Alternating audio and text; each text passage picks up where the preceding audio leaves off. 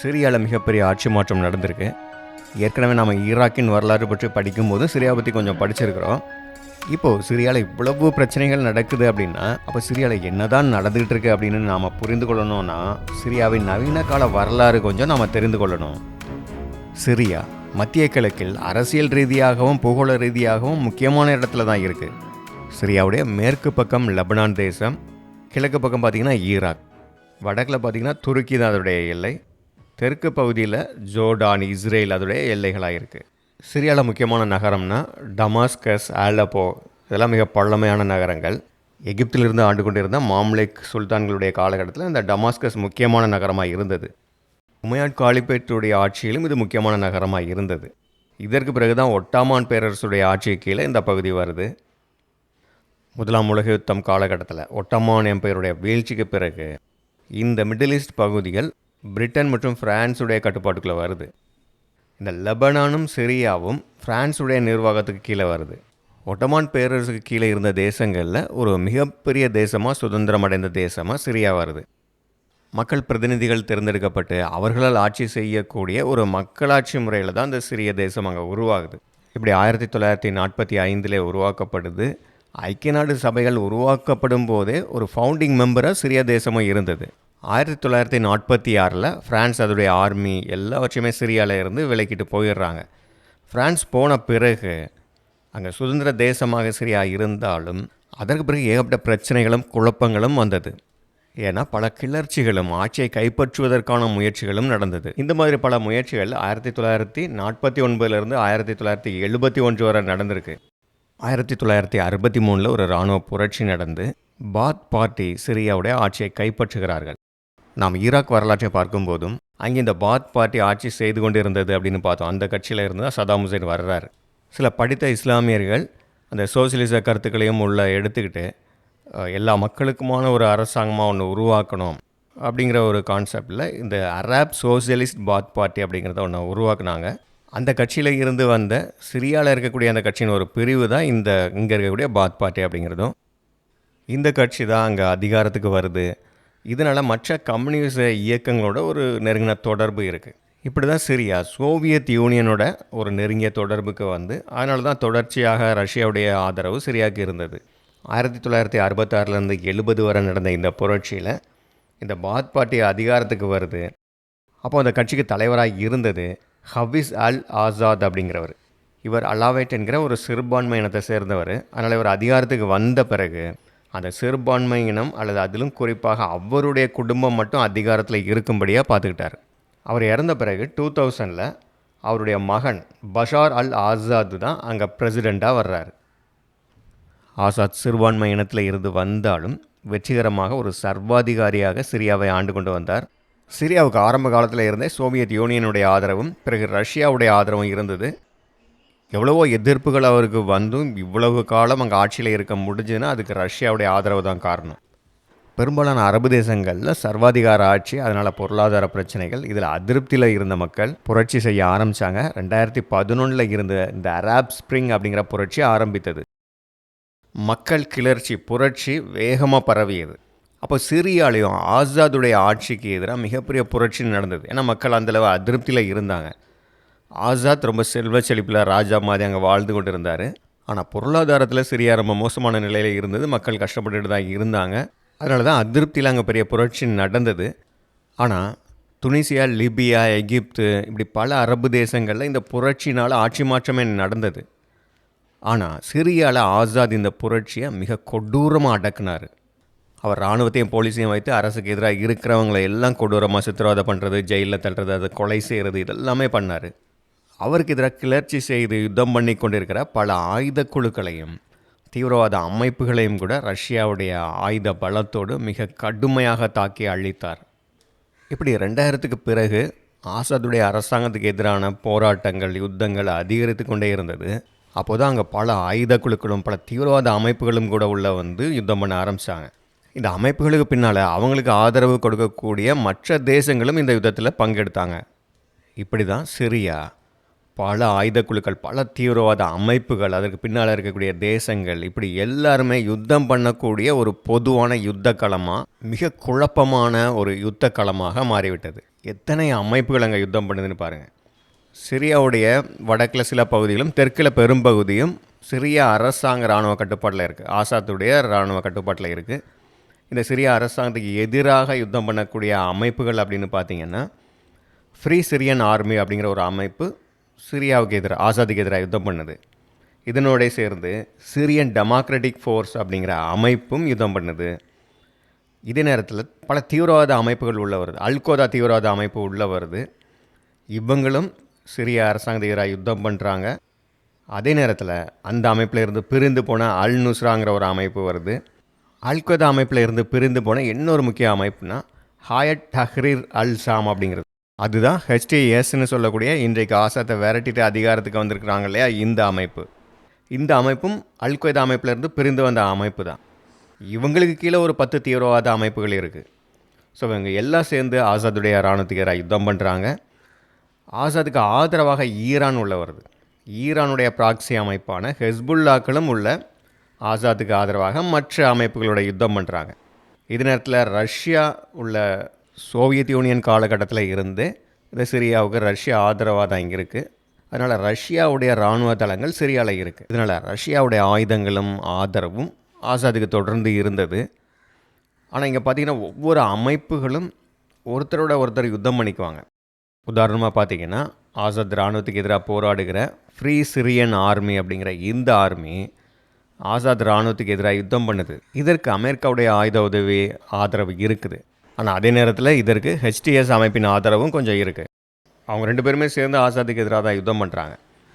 ஆனால் அல்கொய்தா அமெரிக்காவுக்கு எதிரான ஒரு அமைப்பு. அந்த அமைப்பில் இருந்து பிரிஞ்சு வந்தது தான் இந்த HTS. ஆனால் இதுவும் ஃப்ரீ சிரியன் ஆர்மியோடு சேர்ந்து ஆசாத்துக்கு எதிராக யுத்தம் பண்ணுறாங்க. குர்திஷ் இன மக்களை பற்றி நம்ம பார்த்துருந்தோம். குர்திஷ் இன மக்கள் அவங்க சுதந்திரத்துக்காக போராடிட்டே இருக்கிறாங்க. இந்த குர்திஷ் அமைப்பும் ஆசாதுடைய இராணுவத்துக்கு எதிராக போராடுறாங்க. ஆனால் அதே நேரத்தில் ஆசாதுடைய இராணுவத்துக்கு எதிராக போராடுகிற ஃப்ரீ சிரியன் ஆர்மிக்கு எதிராக தான் இருக்கிறாங்க. துருக்கி அதுவும் ஆசாத்துடைய இராணுவத்துக்கு எதிராக தான் போராடுது.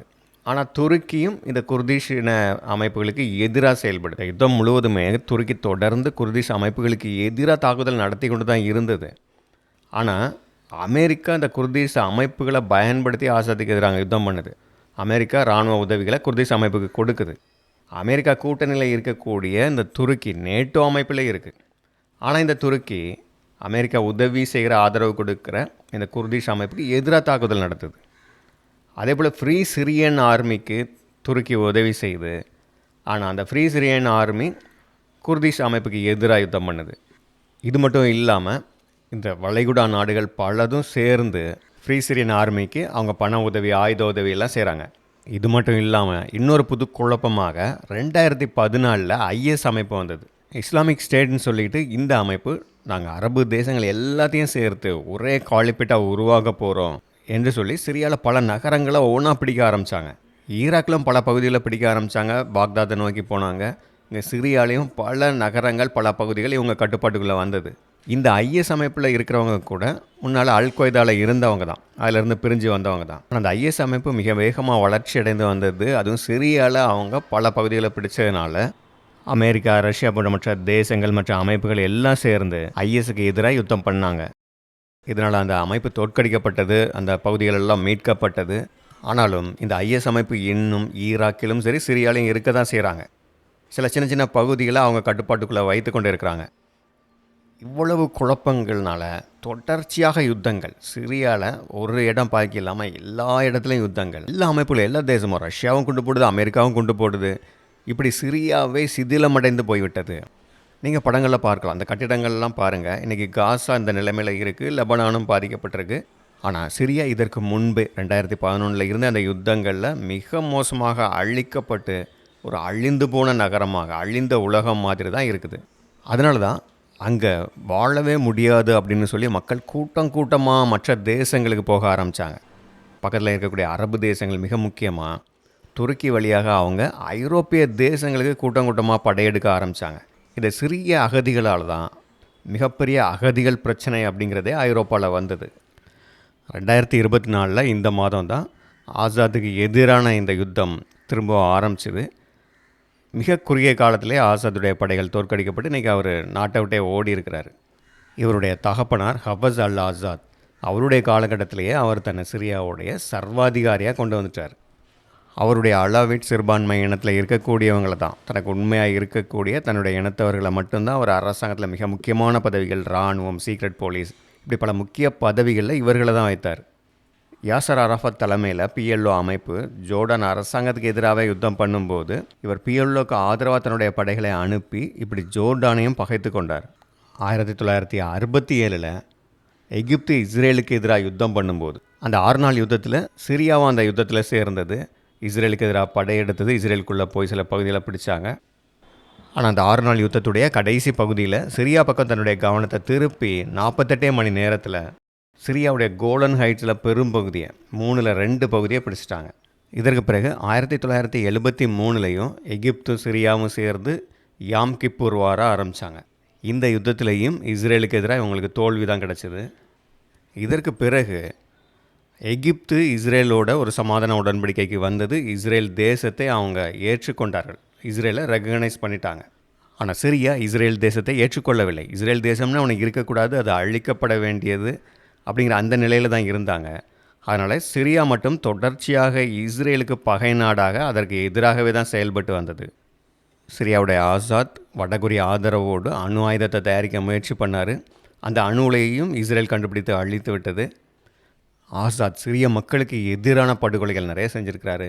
1970 முஸ்லீம் பிரதர்ஹுட் அமைப்பு ஆசாத்துக்கு எதிராக செயல்பட ஆரம்பிக்கிறாங்க. அப்போ அவர்களை பழிவாங்க நடத்தப்பட்ட நடவடிக்கைகளில் பல மக்கள் கொல்லப்பட்டார்கள். 1980 மக்கள் இந்த அரசாங்கத்துக்கு எதிராக போராடும் போது 40,000 மக்கள் கொல்லப்பட்டார்கள். இப்படி ஒரு சம்பவத்திலேயே அதிக மக்கள் 40,000 பேர் கொல்லப்பட்டது இங்கே சிரியாவில் தான் நடந்திருக்கு. நீங்கள் இந்த மேப்பில் சிரியாவை பார்த்தீங்கனாலே தெரியும் எந்த அளவு சிக்கலான ஒரு சூழ்நிலைன்னு. சிரியாவுடைய வடக்கு பகுதியில் பார்த்தீங்கன்னா அந்த மஞ்சள் நிறத்தில் காட்டியிருக்காங்க இல்லையா, இங்கெல்லாம் குர்திஸ் பல குழுக்களுடைய கட்டுப்பாட்டுக்குள்ளே இருக்குது. இங்கே துருக்கியும் வடக்குலேருந்து கொஞ்சம் கொஞ்சமாக உள்ளே வர்றாங்க. துருக்கியோட கட்டுப்பாட்டில் இருக்கக்கூடிய சில குழுக்கள் இருக்குது, அதுதான் அந்த ப்ளூ கலரில் காட்டியிருக்கிறாங்க. அதற்கு கீழே பார்த்தீங்கன்னா அந்த லைட் க்ரீனில் இருக்கக்கூடியது எல்லாமே ஃப்ரீ சிரியன் ஆர்மி, அவங்க கட்டுப்பாட்டில் இருக்கிறது. அப்புறம் மையப்பகுதி அதற்கு கீழே இருக்கக்கூடிய அந்த சிகப்பு கலரில் காட்டியிருக்கிறதெல்லாம் ஆசாத் கவர்மெண்ட்டுடைய கட்டுப்பாட்டில் இருக்குது. இடையில சில கருப்பாக இருக்கிறதெல்லாம் IS அமைப்புடைய பகுதி. இது தவிர சவுத்தில் இன்னும் சில சின்ன குழுக்கள் அவர்களுடைய கட்டுப்பாட்டில் சின்ன பகுதிகள் இருக்குது.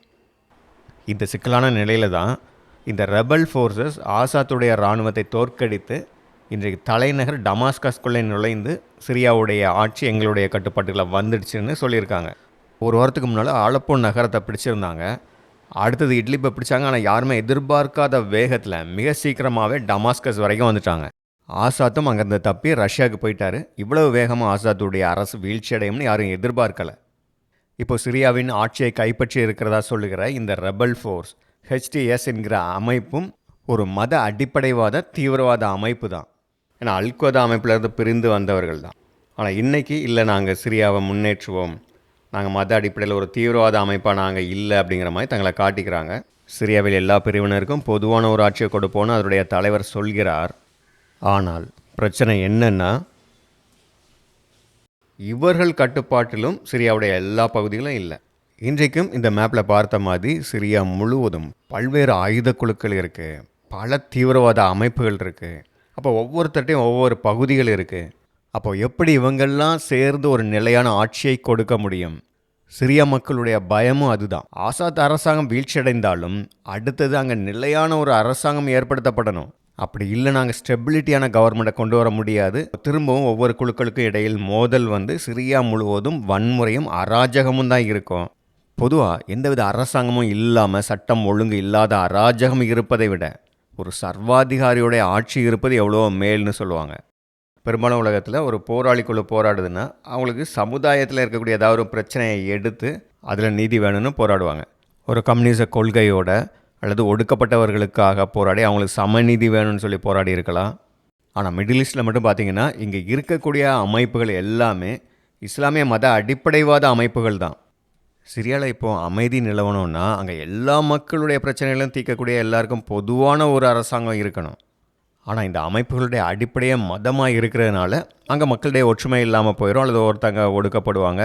ஏன் இஸ்லாமிய மக்களுக்குள்ளேயே சியா சுன்னி முஸ்லீம்கள் அப்படின்னு சொல்லி அவங்களுக்குள்ள வேறுபாடுகளும் வன்முறையும் வரலாம். அப்போது அங்கே எல்லா இன மக்களும் எல்லா பிரிவு மக்களும் ஒற்றுமையாக இருக்கணும்னா அங்கே எல்லா மக்களுக்குமான எல்லா மக்களாலும் தேர்ந்தெடுக்கப்பட்ட மக்கள் பிரதிநிதிகளை கொண்ட மக்களாட்சி ஏற்படுத்தப்பட வேண்டும். அப்படி சிரியாவில் சமாதானம் வர்றதுக்கும் சிரியாவை முன்னேற்றுவதற்குமான முயற்சிகள் நடக்கப் போகுதா, அல்லது திரும்பவும் இஸ்ரேலை நாங்கள் அழிக்க போகிறோம், பாலஸ்தீனத்தை உருவாக்க போகிறோம் அப்படின்னு சொல்லிக்கிட்டு திரும்பவும் இஸ்ரேலுக்கு எதிரான யுத்தங்கள் தீவிரவாதம்னு ஆரம்பிக்க போகிறாங்களான்னு தெரியல. ஏற்கனவே இப்படி தான் அவங்க நாட்டு மக்களுக்கு நல்லது செய்கிறத பற்றி யோசிக்காமல் நாங்கள் இஸ்ரேலை அழிப்போம்னு சொல்லிட்டு 2 யுத்தத்தை ஆரம்பித்து அதில் அவங்களுக்கு பெரிய தோல்வி. இதற்கு பிறகு ஈரான் இஸ்ரேலுக்கு எதிராக தீவிரவாத காரியங்களை செய்யும் போதும் சிரியா அதுக்கு பல வகையிலையும் உதவியாக இருந்தது. லெபனானில் ஈரானுடைய ப்ராக்சியான ஹெஸ்புல்லாக்களுக்கு ஆயுதங்கள் எல்லாமே சிரியா தேசத்து வழியாக தான் போனது. இப்படிப்பட்ட டெரர் நெட்வொர்க்குக்கு சிரியா ரொம்ப முக்கியமான இடமா இருந்தது. சிரியாவிலும் ஈரானுடைய இராணுவ அதிகாரிகள் ஆயுதங்கள் எல்லாமே இருந்தது. அப்படி இருக்கும்போது ஆசாத்துடைய வீழ்ச்சிங்கிறது ஈரானுக்கு பெரிய தோல்வி. ஈரானுக்கு மட்டுமல்ல, ரஷ்யாவுக்கும் இது ஒரு பெரிய தோல்வி தான்.